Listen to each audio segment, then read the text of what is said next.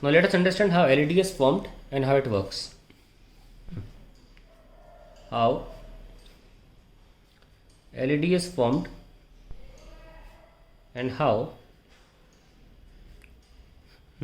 it works.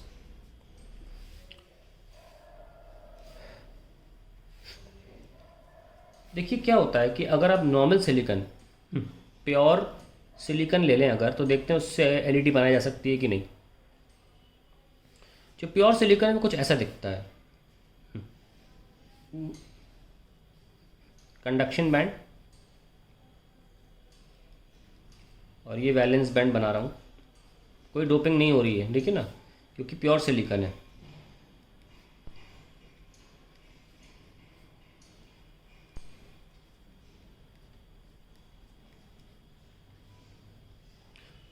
तो जब doping नहीं होती तो सिलिकन की अपनी खुद की एनर्जी कितनी, डेल्टा ई जी 1.14 इलेक्ट्रॉन वोल्ट, जो कि अवेलेबल है रूम टेम्परेचर पे सिलिकन के इलेक्ट्रॉन्स के पास।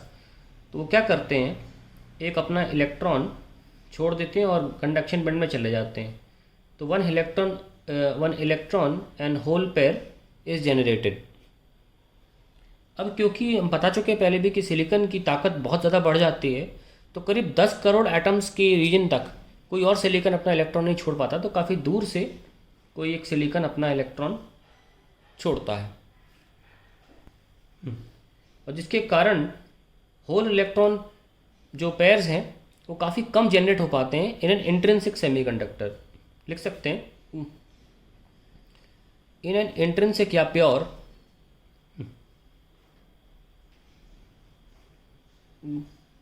और pure semiconductor, the number of electron hole pair is very less,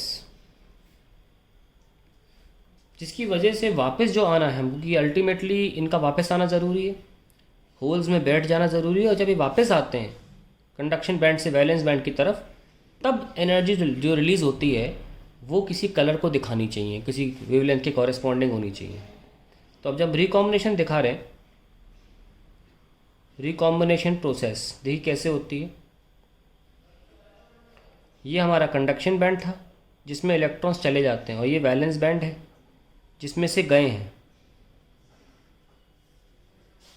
यहाँ कुछ होल्स जनरेट हो गए हैं और यहाँ कुछ इलेक्ट्रॉन्स हैं।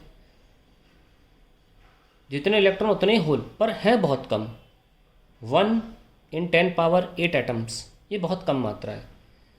तो जब ये लौटते भी हैं अगर, और ऐसा नहीं किया जिस होल को ही छोड़े थे उसी में लौट कर आए, they can go to anywhere any other hole also, ये जब लौटते हैं तो एनर्जी लिबरेट तो होती है पर वो बहुत कम होती है, एच न्यू। और ये एनर्जी जो रिलीज़ होती है, it is used up in vibrating the atoms in the lattice, vibrating the atoms in lattice।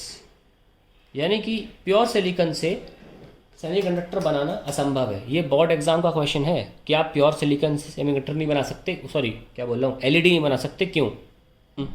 ये कारण है कि number of electron hole recombination taking place is very less. Short में लिख देते हैं, due to number of electron hole recombination is too less, hence silicon या pure silicon cannot be used for LED, for LED। एक बात और ध्यान रखें कि सिलिकन इनफैक्ट अगर आप वैसे भी यूज़ करेंगे सिंगल, जो मेन तरीका एलईडी बनाने का, तब भी सिलिकॉन यूज़ नहीं किया जाएगा सिंगल अकेला, क्योंकि दो कंडीशन फॉलो होती हैं। एक तो एनर्जी पर्याप्त निकले तो, और जो एनर्जी निकले वो विजिबल स्पेक्ट्रम के रीजन में लाया करनी चाहिए, तभी तो कलर दिखेगा। खैर अभी हम बात करेंगे कि क्या कैसे नहीं हो सकता। तो आप सोच रहे होगा डोपिंग कर दो, और डोपिंग कर देते हैं इसकी। अगर हम डोप कर देते हैं सिलिकॉन को तो क्या होगा, पहले हम एन टाइप डोपिंग दिखाते हैं आपको। मान लो हमने एन टाइप डोपिंग कर दी, तो एन टाइप डोपिंग में क्या होता है, कंडक्शन बैंड के जस्ट नीचे होता है डोनर एनर्जी लेवल, थोड़ा सा नीचे होता है। यहाँ पे फॉस्फोरस एटम्स होते हैं अपने अपने इलेक्ट्रॉन के साथ, जो फालतू इलेक्ट्रॉन है, और वो बहुत करीब होने की वजह से सिर्फ 0.05 इलेक्ट्रॉन वोल्ट एनर्जी होने की वजह से आराम से चले जाते हैं और इनसे कोई होल क्रिएशन भी नहीं होता। तो कंडक्शन बैंड बहुत ज़्यादा भर जाता है, हाई नंबर ऑफ इलेक्ट्रॉन्स। लेकिन ये ना भूलें कि वैलेंस बैंड में तो उतने ही होल्स मौजूद हैं जितने प्योर सेमीकंडक्टर के केस में थे, यस और नो, क्योंकि वहाँ से इंट्रिंसिक वाला ट्रांसफ़र तो हो ही रहा है, उसमें तो कोई रुकावट नहीं हुई। तो आप देख सकते हैं कि यहाँ तो very high number of electrons हैं, और यहाँ क्या है, उतने ही कम, very low number of holes. तो रिकॉम्बिनेशन फिर भी नहीं हो पाएगा, क्योंकि भले बहुत ज़्यादा हों पर यहाँ कंबाइन होने के लिए है तो होल्स उतने ही जितने कि इंट्रिंसिक में हुआ करते थे। इसलिए doping also fails in fabricating an LED, as number of electron hole pair generated by recombination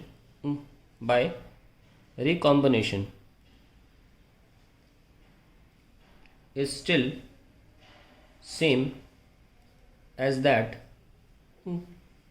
in case of pure silicon. और अगर आप पी टाइप करोगे तो भी वही बात होगी। पी टाइप में दिखा देती है, ये एन टाइप था, एन टाइप डोपिंग कर रहे हैं, और पी टाइप डोपिंग करोगे तो मैं इसको एक्सप्लेन तो नहीं करूँगा शब्दों में, लेकिन आप देख सकते हैं कि किसी को अगर पी टाइप में सोचना हो ये चीज़, तो ऊपर की जो लेवल है वो एक्सेप्टर एनर्जी लेवल होती है यहाँ पे, है ना, और ये अंदर से वैलेंस बैंड से इलेक्ट्रॉन उठ के इन जगहों को भर देते हैं, तो अंदर होल जनरेट हो जाता है यहाँ पे। पर ध्यान रखें इंट्रिंसिक वाला जनरेशन तो हो ही रहा है, और अब इस केस में नंबर ऑफ इलेक्ट्रॉन्स बहुत कम है कंडक्शन बैंड में, number of electrons very less, number of holes very high. तो अगर ये इलेक्ट्रॉन गिरेंगे भी, तो अगर मान लो सिर्फ 3 ही इलेक्ट्रॉन है, एक और कहीं से निकाल लो, तो गिरेंगे तो कहाँ गिरेंगे, कॉम्बिनेशन तो केवल 3 का ही होगा ना।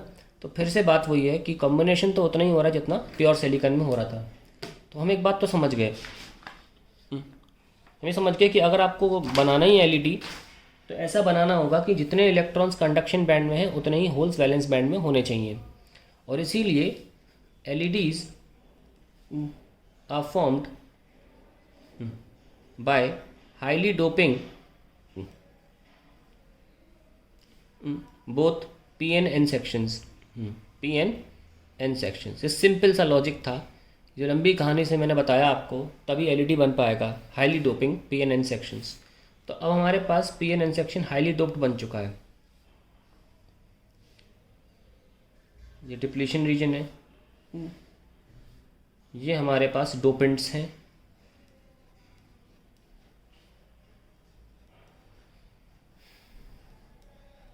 ये लीजिए, और इनके साथ साथ इनके होल्स हैं और इनके electrons.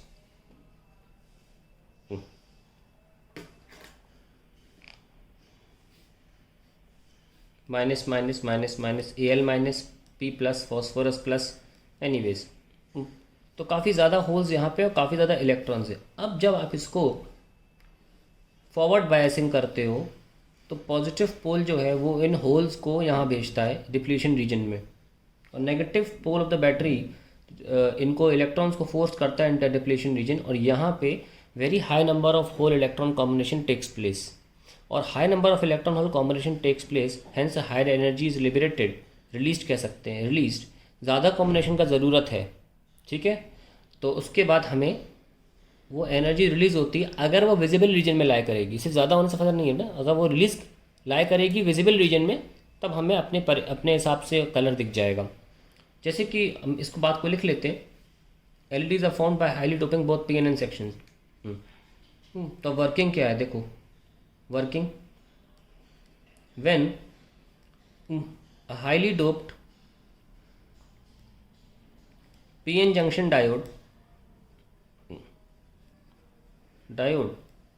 is forward biased, the holes and electrons are forced into the depletion region where they combine and release energy।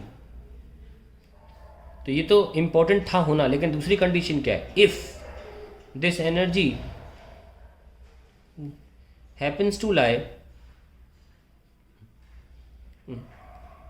in the visible spectrum, then we can see the light। तभी तो दिखेगा।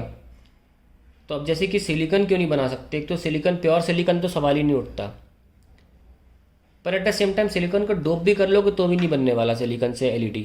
सुनिए क्यों। Now why even highly doped silicon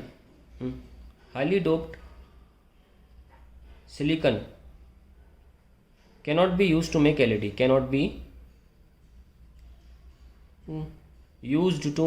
ये बहुत ही important सवाल है, question के फॉर्म में मैं लिख रहा हूँ। इसका आंसर अगले पन्ने पे लिखते हैं। चलिए, ख़त्म हो गया। Now we see that silicon का जो डेल्टा EG है, बैंड गैप, वो 1.14 है इलेक्ट्रॉन वोल्ट। और अगर हम बात करें कि delta EG is equals to HC by lambda, तो लैम्डा निकाल लीजिए, HC by delta EG, which is how much, HC by 1.14 electron volt. HC by E एक इम्पॉर्टेंट और फेमस वैल्यू है 12.42 10 की पावर -7। ये रटनी चाहिए आपको। क्या बोला मैंने, HC बाई E एक इम्पॉर्टेंट वैल्यू होती है 12.42 10 की पावर -7। इस चैप्टर के क्वेश्चन सॉल्व करने में एटम में भी बहुत यूज़ होता है, मेनली एटम एंड न्यूक्लियस में बहुत यूज़ होता है HC by E divide by 1.14। ये करीब करीब 10,000 प्लस एंगस्ट्रॉम की वेवलेंथ हमें मिलती है।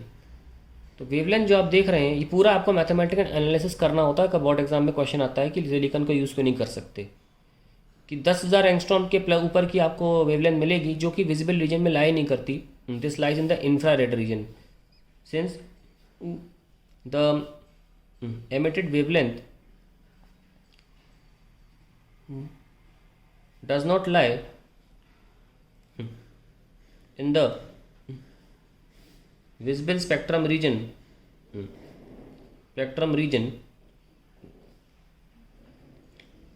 silicon alone is not used to form LED। तो कई बार क्वेश्चन आता है, व्हाट आर द प्रीरिक्विजिटीज या prerequisite to form an LED, what are the required conditions forming an LED।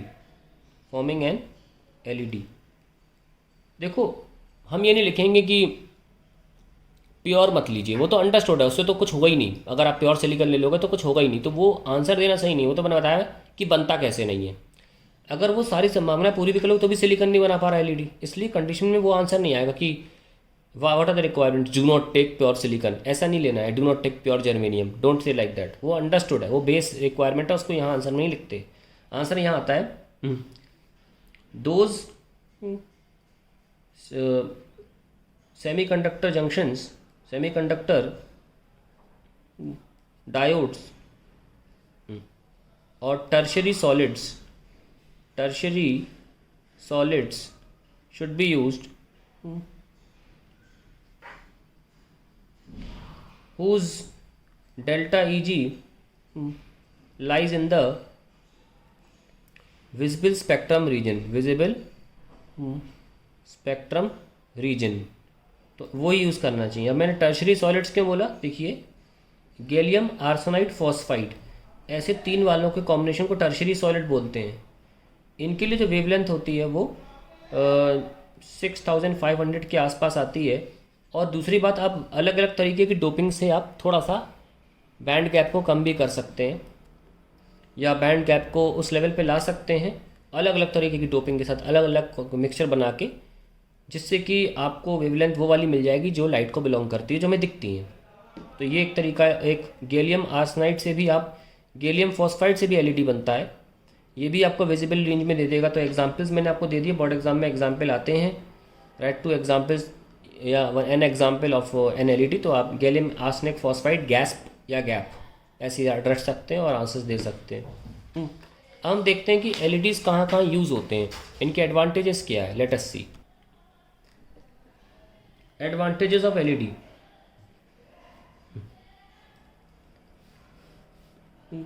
अब एलईडी लाइट दिखाने के लिए होता है, तो advantage of LED over normal bulbs, over normal bulbs. पहला तो ये है कि they have a very small size, पहला एडवांटेज ये है। दूसरा एडवांटेज है कि इनकी लॉन्ग लाइफ होती है। तीसरा है लो मेंटेनेंस है, कोई फिलामेंट नहीं होता इनमें, no filament, hence do not get heated up, hence do not get heated। एक बहुत ही इम्पोर्टेंट रीज़न ये भी है कि इनका रिस्पांस बहुत फास्ट होता है, फास्ट रिस्पांस, 10⁻⁸ सेकेंड्स के आसपास आपको रिस्पांस मिल जाएगा एलईडी में। तो ये सब कुछ एडवांटेजेस हैं ओवर एनी नॉर्मल बल्ब।